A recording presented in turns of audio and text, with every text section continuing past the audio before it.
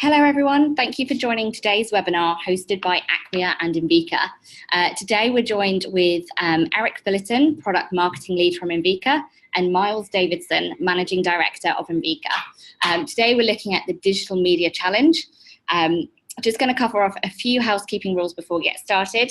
Hopefully everybody's on and can hear us okay. If you do have any issues, just pop a question in the Q&A tab and I will look into it and make sure that we can get you all set up properly. If anybody wants to watch the recording of the webinar, all of the slides and the full recording will be available on acquia.com after the session, and we will be emailing out the slides within 48 hours or so after the live session.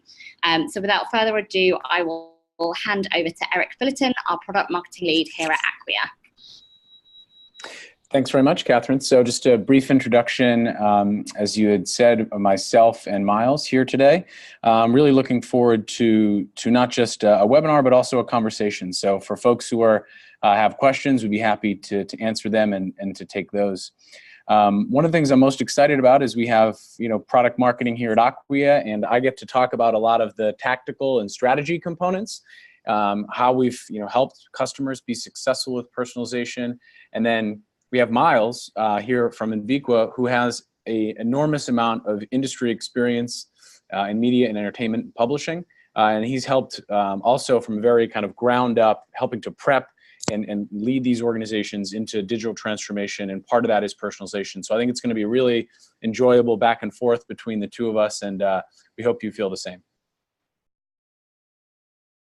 Just a quick agenda. We're going to go over some trends and challenges. Miles will mostly handle that. And then we'll go into some strategies, some customer success stories. And we'll talk a little bit about putting this into practice from a tactical and strategic perspective. And then last, kind of what are the steps for creating a personalized experience? For us, we want to tell you about all the important trends and challenges that are taking place, but we also want to be practical too, so you can come away with some actionable next steps. Just a really quick note about Acquia, for those of you who may not know, leading provider of a cloud-based, data-driven technology. What we're really focused on is helping organizations build, manage, and activate digital experiences at scale. Our open source foundation is found in Drupal, and we have many different global partners. We have lots of different employees, and we help large companies as well as small organizations and universities and things like that. And our vision, as I kind of mentioned, to deliver the universal platform for the world's greatest digital experiences. And we've helped media and entertainment companies do this too. So as you can see here, we have a bunch of different media and entertainment organizations that we've been able to see to some success. Hubert Burda, Sony, Warner Music Group, Universal. So a lot of great customers that we're helping to do that today. Eric, and yeah, just to introduce me a little bit, Miles and Invika. I mean, our vision, or we're on a mission to enable organizations to adapt and succeed by helping them craft game-changing digital experiences. And I think the joy, if I may put it that way, the joy of working at Invika is we get to work really close quarters with a whole range of leading brands and helping them solve some complex digital experience challenges from a range of industries. And in part, I hope that we're going to share some of the experiences that we've learned from some very deep e-commerce to really apply that thinking to a media entertainment kind of landscape. And I guess the first very small lesson, just one little lesson to impart, is when it comes to e-commerce, I want to be as bold to say that you need 5 pillars within your user experience and the customer engagement. These 5 pillars have to be carefully crafted through user journeys, and hopefully we're going to share some examples later. But this is just something that we've pulled this through and said this is without a doubt across a whole range of industries, the 5 pillars of truth. And Eric, I think you and I just want to set the scene on, because we both have different perspectives, right? You see things on scale, you're working at customers over in North America, we're working a lot through the UK. I mean, you're working on a global scale and we're doing a lot through the UK and Europe.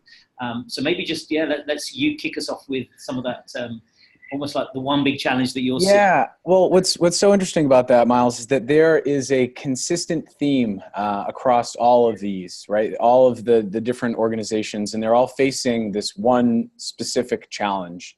And really the challenge for them today is that, you know, what used to be acceptable, a one-size-fits-all customer experience, is no longer acceptable for the vast majority of users, right? That's no longer going to cut it. That's not going to be enough to win in a competitive industry. So I think no matter who the customer is, no matter who the partner is, this is kind of the one mantra associated across everyone. You have to differentiate. Personalization is one way to do that, but for the most part, one size fits all is no longer going to cut it in today's environment. I think that's, I mean, I can only but agree with that. And I guess if I frame things, what am I seeing? I think the vast majority of media companies, if you think about media companies, their biggest expense is on people. And the most challenging part of media transformation is to do with people. And I love this quote, which comes from a report called Going Digital. It's a roadmap for organizational change, which interviews the CEOs of some of the largest media, entertainment, and publishing brands. And it really looks deep at how media firms are approaching the challenges of becoming increasingly agile, how they're merging the cultures of journalism and tech, and handling, well, what's for many people is like the ceaseless stream of shiny new things, right? And I think one thing that if we look at, so if we try and boil that down, the biggest challenge is, I guess if I'm looking at this from a left to right, is anyone in the media, especially any business that has been involved in print, will have lived with the phrase digital first for probably a decade. And they've been through mobile first on other device first. But I guess to frame that, how do we see things in 2019? It's the real challenges are the experience first, and as is captured there, delivering the right content through the right channel at the right time. All of the audience first principles that I know Eric is going to really touch upon when we start looking at strategies for personalization. I also know some parts, the news part and some of the publishing areas within media entertainment are a challenged industry, and they can't do anything unless they're revenue first. And we're certainly seeing continually the entrepreneurial spirit that is there through necessity of media organizations having to find new revenue models. And frankly, all of that is wrapped up, and each one of those is itself a moving target problem. So, you know, there's not one single challenge, and standing still is not an option. And you know what? When you just look under the hood and you think, what do you need, even from a technical point of view? I mean, across all segments, you need technology to enable content delivery. Everyone wants this to become progressively cheaper. The mantra is do more with less. And we see an urgency like never before to invest in some of the key technology. The point of this slide is just to say it's pretty complex, and there are some fairly major investment that is needed in order to be agile and to do small experiences. And some of the big trends, without a doubt, there's no doubt, the big trend, personalization. Again, it's been talked about for a number of years, but now we're starting to see some really strong examples of personalization. Here in the UK, the BBC iPlayer trailed that you were going to have to register and log in to continue seeing this service for about 6 months. And I love that quote from the BBC Director General that says, you know, that for the first time we're able to connect the perfect piece of content to people who we know will love it. And obviously we're seeing that, and we're seeing that in Netflix and many other experiences. When we talk a little bit about sort of other trends or technical trends, you know, we would be remiss if we don't mention machine learning or artificial intelligence. And the reference here of the survey of publishers, around about 70% of publishers are already using, and I would say testing AI. And it might not surprise anyone to know that that investment at the moment is mainly on content recommendation. And it's on content recommendation because still most media organizations are looking to get one more click or to extend and gain extra engagement or reach. And there's some nice examples, however, of this kind of automatic or AI headline generation. That's what this slide is showing here. The top slide was written by a journalist or an editor. The other two were different pieces of AI that was being tested out by the Washington Post. And we're seeing a lot of experimentation happen in that field.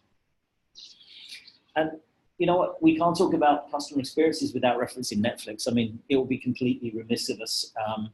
And you see the quote and how Netflix are starting to think. But you know what, it was only 10 years ago that the CEO of Netflix split the company between the DVD postage business, believe it or not, and the streaming service. And he was heralded as some sort of heretic or that this was a very high risk strategy. You know, today it seems like that sounds like the safest bet, but it wasn't at the time. And Eric, I think you and I were just reflecting on this a little bit. And I know you had a point around the yeah, we've had a lot of great conversations leading up to this webinar, and one of them was that, you know, Netflix is right now in many ways the media company, and I almost think that it's not quite fair that other media organizations have to you know, keep up. But unfortunately, the way that the customers today think, that, you know, they gauge what a good customer experience is based off their experiences with Netflix. And, you know, they have large teams dedicated towards, you know, machine learning and recommending the right content and creating these amazing user experiences. And fair or not, that has set the bar and set the standard where a lot of other media and entertainment organizations now have to try and meet that, and to try and at least get some semblance of that really, really high quality customer experience that they're able to provide. And that's one of the reasons we're seeing the investment across the board in customer experience. So one of the core chapters of this webinar around the whole topic of subscription and membership. And if you're dabbling in this or you're looking to make an investment, the business model, the language that you will start adopting will all be about the SAC and the churn. What we're really talking about here is the subscription acquisition and the rate of churn. But before we go into maybe some specific examples, let's just look at the UK subscription landscape first. This is about a year old. And, you know, there's no doubt consumers are now in a mindset of subscription in a way that they might not have thought of subscriptions before. Yet, of course, we have our utilities paid for on a standing order or direct debit basis. We may not think of that as a subscription. The video on demand services in the UK, that's your Sky and the Netflix, of course. And then look, I know these numbers have pushed from here, but we look at Amazon Prime representing 23%, which is significantly more than all media publications. But it does provide some serious opportunities. So if we just look at this from just one part of the entertainment, if we just think about news as a subset for a moment, you know, what this report here, this is from Reuters Institute, it's the reference is in here. Over half the news industry expects subscriptions and membership to be a key priority in 2019. And this is a huge change of focus when it compares to display advertising trending, as we know, downwards, but being only 27%. So this is a major shift of focus, which is why we're picking up on it here. I wanted to just say, in researching, really looking at examples, I looked at regional press in the UK, I looked at national press, I looked at other types of subscription services from magazines, and I nearly filled this full of all the bad user experience that exists today. And it is amongst some of the worst UX experiences that I've seen. But let's be positive. So what we wanted to say is, let's look at clearly, this is the Washington Post, and there is no doubt the Washington Post, it's had the money, you know, it had a significant investment from Jeff Bezos. It sees itself as being an equal technology and journalistic company. And it has made some serious investment and done a load of experimentation around how it looks at moving the casual reader or someone who has come from social, getting a different experience from a returning visitor, how they've built trust and loyalty and had people subscribe, how they've successfully started moving people down the funnel. And, you know, they've really used technology, and the purchase from the paywall experience is exactly as you would expect it. It is the experience of you know, an airline ticket when the app works brilliantly. And again, if you are thinking of going into the subscription and you're thinking about the content and the offer and everything else, the user experience, creating an amazing user experience is absolutely critical if you want readers to become subscribers. And like all good e-commerce, it's about reducing the steps. You know, the one thing that whilst the Washington Post did this is open to everyone to be able to use as a payment service provider, Amazon, for example. And this fully integrates with Zuora, which many media companies are using. And it just shows you how it's really easy to keep on brand, to take away all the hassle of having someone to re-register so they can, for example, can use their Amazon experience. You're offering them up front the different packages, keeping this whole process. I mean, I think the process, when I tested this out, it was 4 steps, just under 30 seconds from start to finish. And I think that's a benchmark.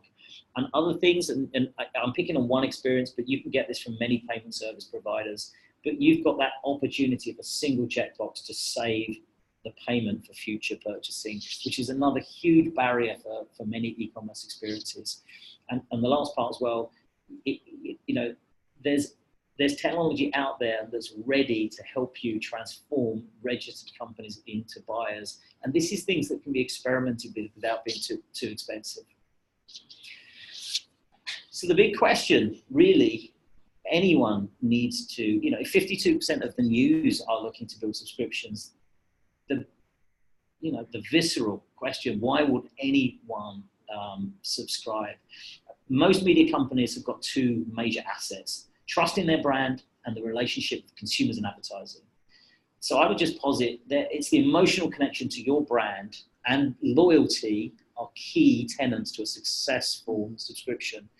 And I think, Eric, you really equally had some, I mean, we would again, this is another topic we stopped and thought about, and yeah.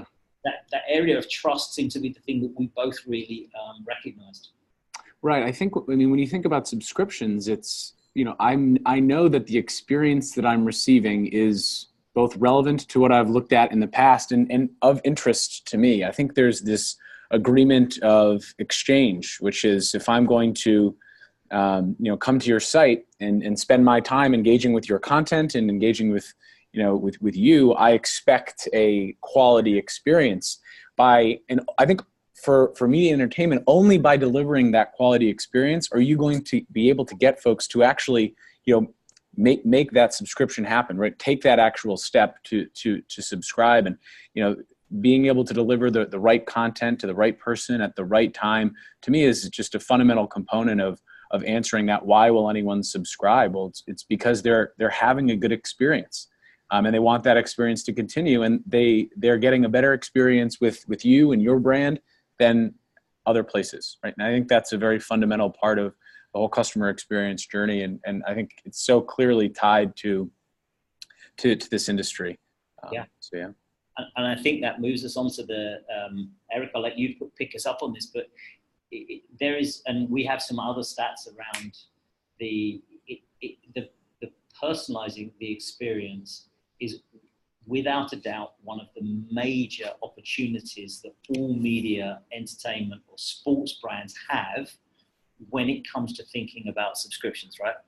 Absolutely. Yeah. So I like to think about value and outcomes, right? So what are the outcomes? What is the value that investing in a certain strategy or approach is going to provide your brand? And I think when we think about personalization, it's really these four key tenets. And when organizations, when our customers are building out personalized experiences, I always encourage them to think about fitting them into one of these four value drivers, right? So, folks will want to speak directly to small but valuable audiences, right? The folks who are your core set of subscribers who have been with you for some period of time, you could imagine, and target them with unique offers and unique content that's based on the interaction that they've had with you. Driving cross-sell, upsell, and retention. So showcasing offers in the right way. Perhaps if someone is interested in this brand or in this experience, then sharing one that's similar as well, getting them to subscribe and interact more with your brand. Guiding visitors through the conversion funnel. So applying kind of this funnel of interaction and engagement on your website. And then enhancing data-driven decision-making. Everyone is concerned about data today. We're all thinking about how to make the best decisions with the data that we are provided and the data that we are able to collect, and how we're going to be able to use that data to make the right decisions. So I think this is a really nice framework, and Miles is going to go through some of the actual the requirements and the prepping for personalization, but these are the types of things that you want to be thinking about from an outcome perspective when you're thinking about any type of personalization that you'd want to leverage. Yeah, Eric, I think that's I agree. That is a really powerful framework. And, you could equally apply that to a returns journey or the customer service journey. I think that is such a useful framework. But what I wanted to share was we've worked with a number of brands around personalization. We've done this on real customer journeys, from people who are trying to travel by train and the whole digital experience around buying a ticket, journey, your train being late, everything around digitization alongside a physical journey, as well as e-commerce, different experiences. And I think one of the things that we really observed is there's a lot of temptation to buy technology immediately, and the software will save us, and create the software, and we're going to rush into personalization.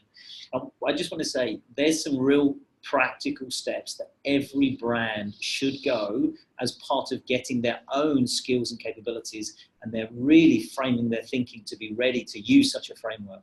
So, for example, if we look at the very first step, I'm just going to talk about what we're doing with a whole bunch of brands right now. Personas have been used in marketing for eons. It's a very common way of obviously understanding and creating proxies of your different types of companies. But today we really amp this up because we're able to do this with research and work with actual customer representatives and really understand their behaviors and marry that with the impact we're trying to have with different segments and different customers.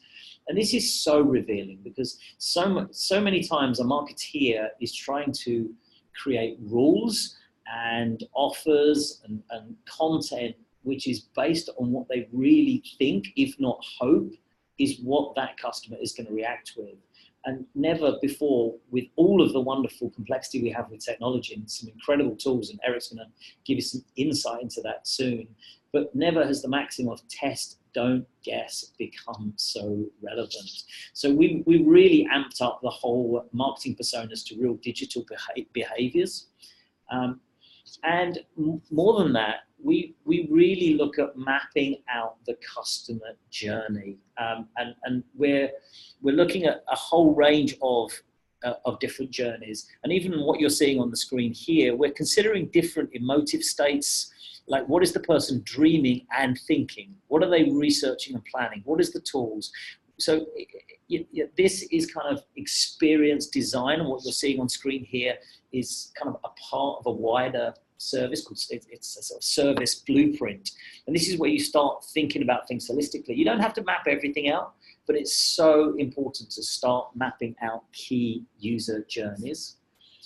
And once you map out key user journeys, you can then start getting in the details. So here is an example of an app for happens to be an app that's going to be used around ordering tickets. And again, at every step of the journey, you have the opportunity to consider, what is the user thinking? What are they feeling? What are they doing? And if you actually map that with real customer research, aligning it with a brand, each time you can get a real strong direction as to the type of messaging that particular segment is most likely to respond to. And I think on a more simple level, there's certain things that you can absolutely do. We know personalization is so primed to do this. You know, we're talking about going way more than A/B testing, the ability to constantly test and learn in a way that we've never been able to do before. But equally, it's easy to get sucked into the data. And I also say there is a huge paradigm called this thing called creative. And it's a kind of cautionary tale that says, when you're thinking and you're really getting into the left brain and you're getting into the data and looking at this and learning how to create and deliver messages, that starts happening automatically, you still have control of what those creative messages were here. So here we're seeing a very similar, it's going to be a similar customer journey, but of course, very different type of imagery, languages, even emotions. And that's some of the things that we're really doing, helping customers get ready to really leverage the benefit of personalization.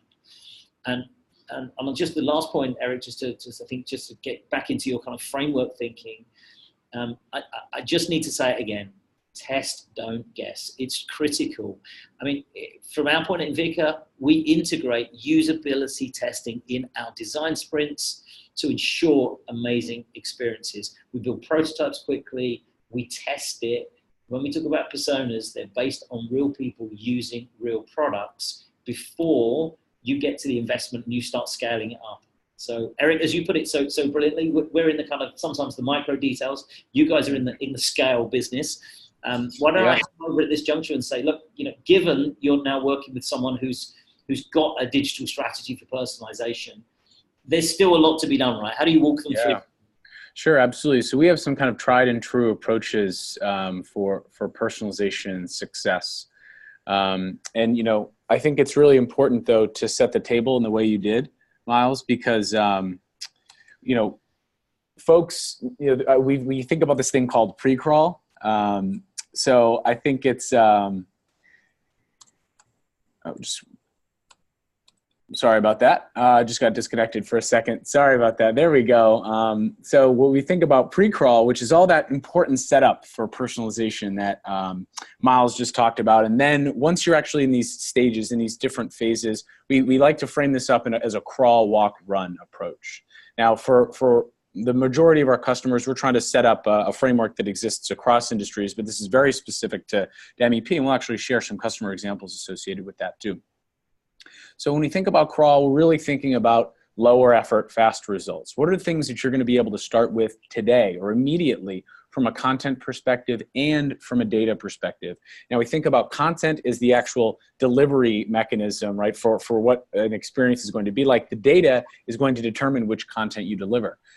When you start to move into the walk stage, you're really thinking about, you know, maybe bolstering a little bit of that content and collecting more and differentiated data about your users to really deliver more unique experiences to them. And then run is when we're thinking about things that are going to take more time and complexity. Maybe we're taking data in from third parties, or, you know, collecting that from other sources, or really taking a robust data set on a specific visitor or visitor group and providing a really holistic personalization experience based on that.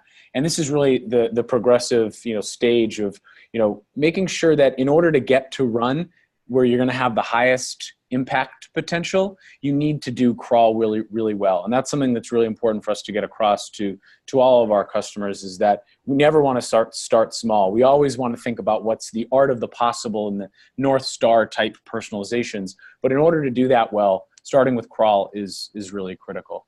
So I'd like to talk about some of the actual components of the crawl, walk, run. I like to think about actually being tactical, right? What does that mean at each of these different stages? So when crawl, we see a lot of our customers doing things like geolocation personalizations. This is one of the most common ones folks folks do, delivering a distinct experience to users based on their physical location. We can see, you know, a lot of value there. Marketing campaigns, so setting folks up, whether it be something from social or email, and ensuring that they're going to get a consistent experience when they come back to your site or to your app. Visit frequency, so treating someone who's a first-time visitor different than someone who's come to the site several times in a couple weeks.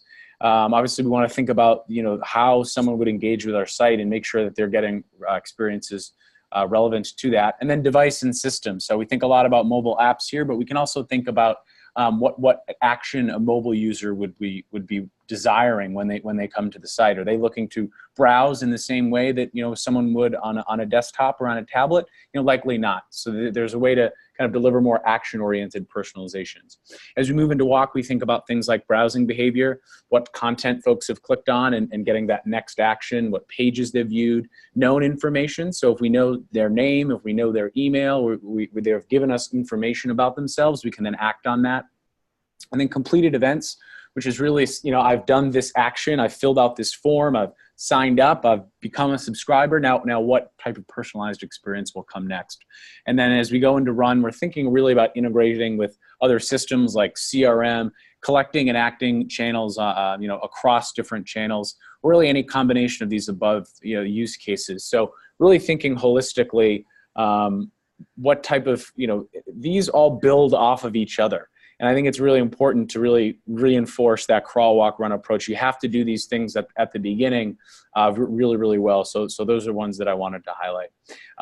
There's also something else I want to mention as it comes to, you know, the segmentation and personalization process. And I think I mentioned this earlier, thinking about North Star personalizations and segmenting your users in these large groups. But organizations today who aren't doing personalization, they're starting from square one. They're starting from, you know, this gray box here with no personalization.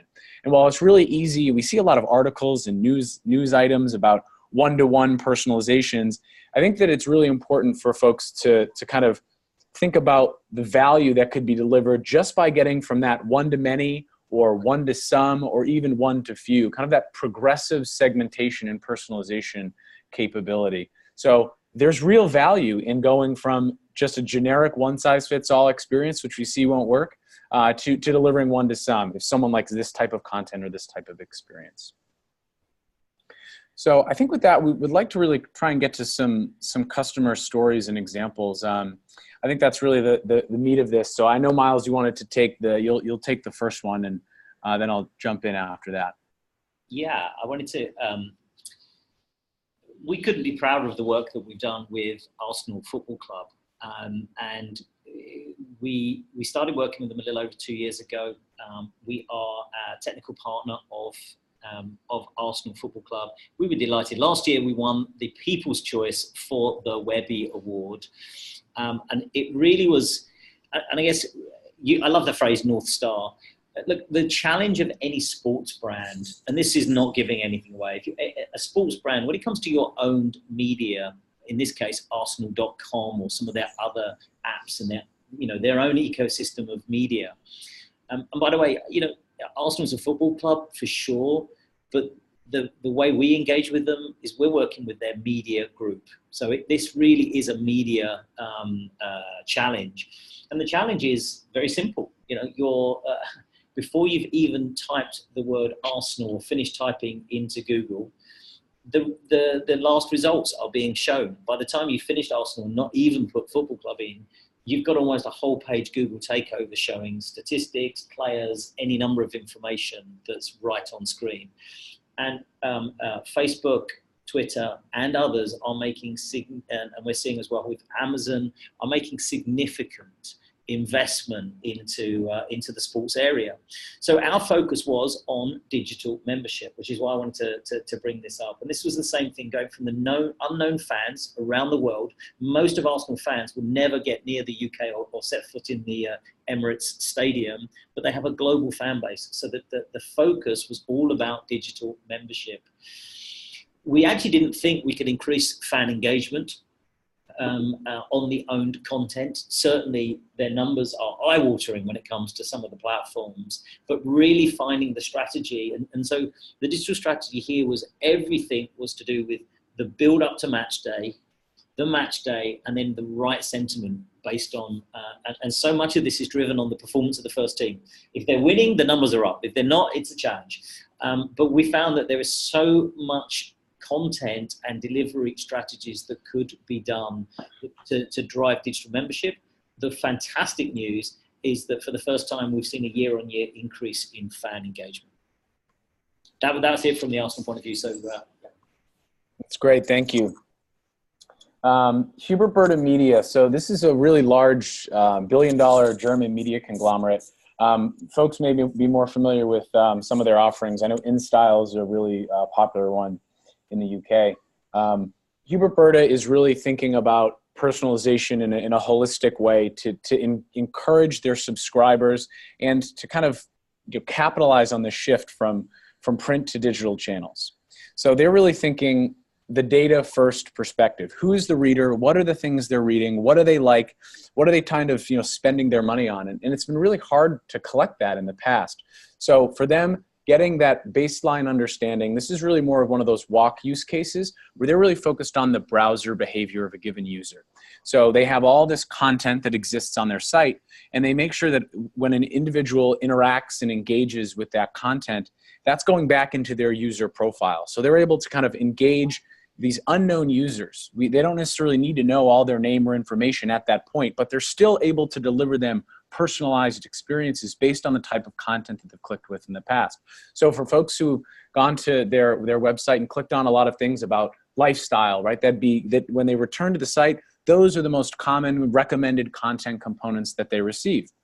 Same things for those who are interested in things like housing or fashion, right? So just that little bit, this really goes back to that from, this may not be one-to-one because lots of folks may be interested in lifestyle or fashion, but that means that these individuals who are returning to the site, it's reflective of their experiences that they've had in the past with the brand, and they're being delivered the content that they like, the content that they've clicked on and engaged with in the past.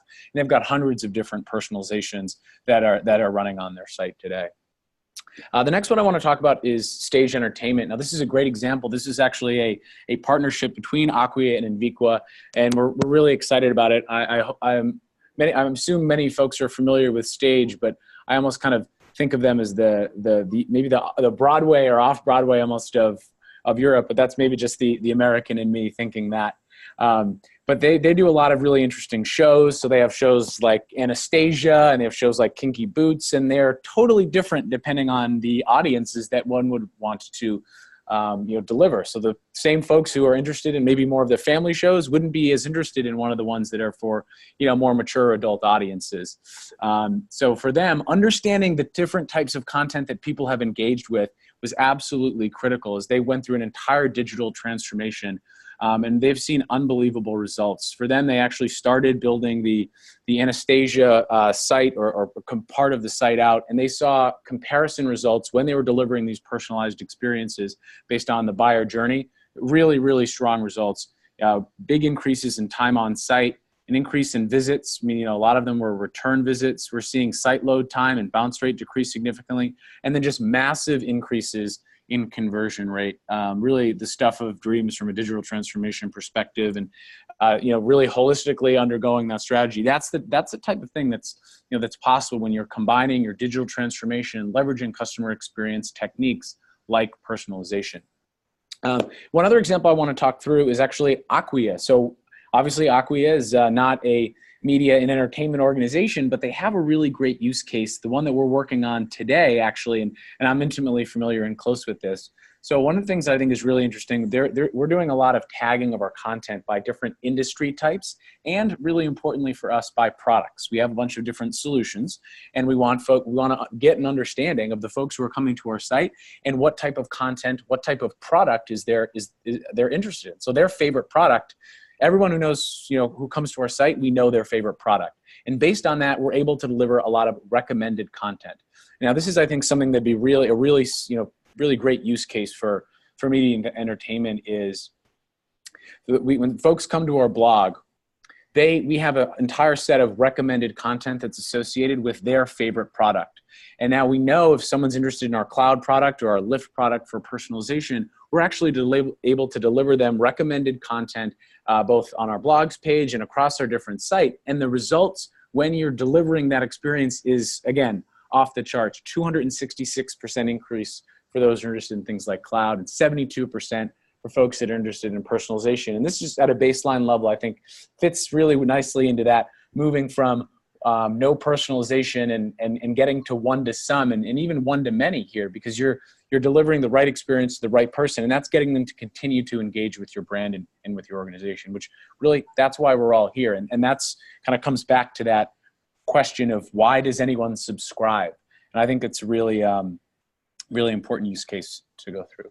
So I think with those customer examples, I just want to do just really quick, brief overview. I know we've seen a couple questions online, and this is a good time for folks to ask them as we're coming up on time. But I want to do just a quick overview about the Acquia solutions and tools, just for the folks who are joined us today. So I think the first thing I want to get across is we have an experience platform, and we think about build, operate, and optimize, but we also build our tools for people. So we're not just thinking about building, operating, and optimizing. We're thinking about the developers who build these experiences, the operators who actually manage these experiences at scale, and then the optimizers, which is a lot of the folks who are on the line today. How do I get to that next generation digital experience by optimizing what's on my site? So I think it's really important to think that we build our products for people. And now as we kind of continue to think about the Acquia experience platform, it's really important not just that we build our products for people, but what type of outcomes they're thinking about, and what type of, what are the different qualities that they care about at each of these different stages. So obviously you can see we're progressing here, and I think we're a little delayed on the developers and the operators and the marketers, but there they are showing up for us here. But I think that's a really important point. But it's also not what they're trying to do, but what are the different outcomes associated with this? So I think we like to think about the optimized component. I'll probably focus on that a little bit more, but we have an entire marketing hub suite of products. So the optimized things, really thinking about user profile management, understanding who the visitors are that are coming to their site, what those analytics are for those given users. Then thinking about tools like personalization, machine learning. We heard Miles talk about that. I think that's a really important one, really leveraging the machine learning capabilities so that they can handle the execution layer, where we have kind of our teams focused on things like strategy, content authoring, and building those journeys. So for us, we're not just thinking about it just as products, we're thinking about it as people and then the outcomes that are associated with that. Now, we do have products to support each of these different visions. And as you can see here aligned to the Marketing Hub, we have different tools: digital asset management, personalization, journey orchestration, commerce manager. But I really want to talk about our personalization portfolio.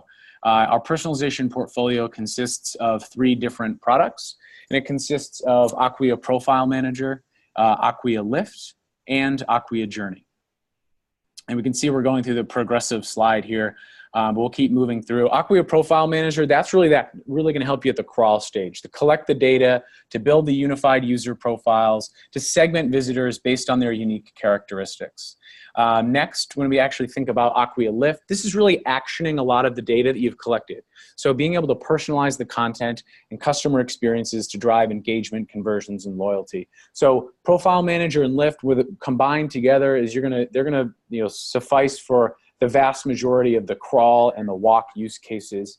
But we also have a tool, Acquia Journey, which is going to help connect disparate systems for organization of lots of different systems that they want to connect and integrate, but also importantly, orchestrate actions on multiple different channels and touch points. And this is getting really, really important for teams today. They're thinking not just about their website or about their app, not just about their social or their email, but how they're interacting in a holistic customer journey. So being able to connect that, but also action that, is really critically important. And we've seen a lot of great momentum in the past couple of years. So there's just some analyst slides here that folks at Forrester and at Gartner, that we were just rated #1 for strategy and in the Forrester Wave for web content management. We're seeing a lot of traction in the point of view. So I think it's really important for us to be thinking about how we build our products for people, how we have different solutions. We're outcome oriented, not product oriented. But of course, we do have the tools and solutions to solve multiple different problems for the optimizers, or for the managers, or for the builders, or for anyone across any of those, right? So it's a whole stack, or just the ones that are most relevant to your business at that time. So with that, I know we have a couple questions on the line. I think the Miles, I'll ask this one, but I'm pretty sure you'd be the best to take it. The question here, what is the difference between implicit and explicit personalization? And do we have any examples of that? Yeah, okay, I can take that for sure. And I may even add one. I think there are three types. So let's answer the question first. So implicit is the anonymous traffic tooling. That very much is the machine learning, and some of the products like Acquia Lift, where you're starting off and you're taking people, you're learning the patterns of different users going through a journey, and you're using that to surface, for example, and make great content recommendations. So I know that's we're working and we're using the Acquia products for the guys at Virgin exactly in this way. We're looking at patterns of people going through a very rich content structure to consistently surface what's going to be most likely to be, for example, the next best click. So implicit is the anonymous traffic, and conversely, explicit is personalization when people are actually registering and you're starting to build up a sort of a whole trust matrix and you're getting to know more about the users. But to be explicit, someone has to have registered. And I think that's an area where the strategies that we've seen, of course, are things like the large social platforms, the LinkedIn of this world, where you're given a profile and it's gamified and you're encouraged to try and get 100% or rockstar status. But more practically, if you're a media and entertainment company, the explicit part of it, and actually I can think of a great example. Within there's a FTSE 250 financial publishing firm that we've worked with, who I know have 4 different levels of access to their content based on either your registration or your paid status.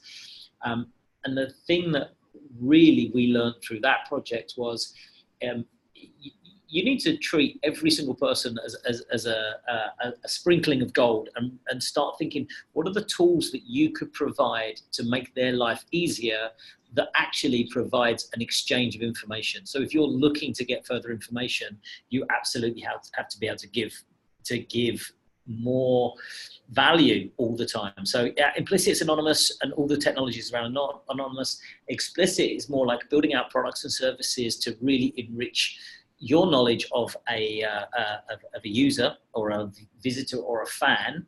And for that though, the game is all about value exchange. I did say there's a third, and the third is where there's some interesting experimentation. That's kind of augmented. That's where you're able to potentially use API feeds, or you can use, I'm trying to think of the exact terminology. There's some really interesting, it will come to me in a moment, but it's the ability to actually start using other data sources and other social media profiles to augment your knowledge of a customer, to even go down to different personality traits. So there's discussions, and I've seen examples of tests for a travel company, whereas if you're the sort of person that actually wants to go on holiday and party, hey, if you can identify that kind of thing, you can make sure that your images are very much nighttime images showing the good life and the social life. Whereas if you're someone who'd far rather be sitting under a palm tree reading a book, wouldn't it be a much better experience if you could surface and use imagery to even match personality types? That's more of the future end of it, but they go explicit and implicit, and one to watch for augmented. Yeah, that's a great point. I'm certainly excited. There's going to be an interesting next few years as it relates to personalization. There's a lot of teams that are really pushing the envelope on what's going to be possible and how to think about delivering these next generation experiences. So there's one more question, and I think I'll probably take that. I know we're up on time, but I think it's a really important question. It's, can you speak to the teams or individuals required to make personalization successful? This is something that we run into a lot, and I think it's important to note that we've seen customers of a vast different kind of makeup be successful with personalization. We've seen small education and universities be able to do a couple things really, really well. and see a tremendous value. And we've also seen, large organizations, big enterprises, with multiple different teams and multiple different stakeholders associated with delivering personalized experiences kind of come together and really revamp their entire digital experience. The one thing that I would take away is that I guess there's probably two things I would take away. One, this can in many ways is a top-down initiative and approach. Personalization is going to take a little bit of time, and it's going to take some resources, and that means internally specifically. And that means that there's going to need to be a support to drive and deliver really great customer experiences. And of course, we want them to be tied to revenue and tied to subscription. And that's a really important component. But ensuring that, at the high level, that the leadership organization is willing to invest both the time and the resources in delivering the right experience. And that frees up these teams. And I think that there should always be a key stakeholder associated with this. The times when we haven't seen this work is when there's been a bunch of different folks who all think this is important, but no one is actually being the key stakeholder or leading the tip of the spear and actually actioning these personalizations and thinking about and delivering the strategy. So I do think having a one key stakeholder identified has been kind of successful, and that's something that I would keep in mind. There's lots of different teams who have been able to achieve success, but of the two things, I think you need that top level support, but you also need to have that one key stakeholder who's really going to be leading the customer experience and personalization charge.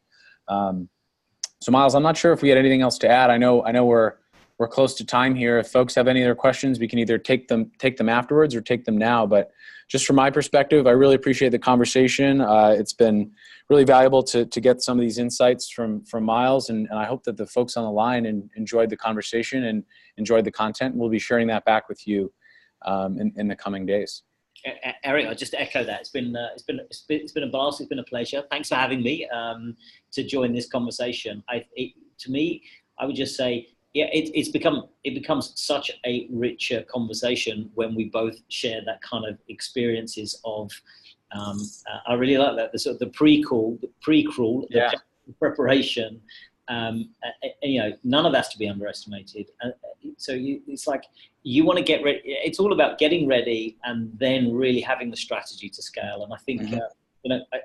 It's been a great conversation. I've looked back at the agenda. I think we can safely say we've hit most of these points. And on that, I'm going to say thank you. Great. All right. Thanks everyone for joining.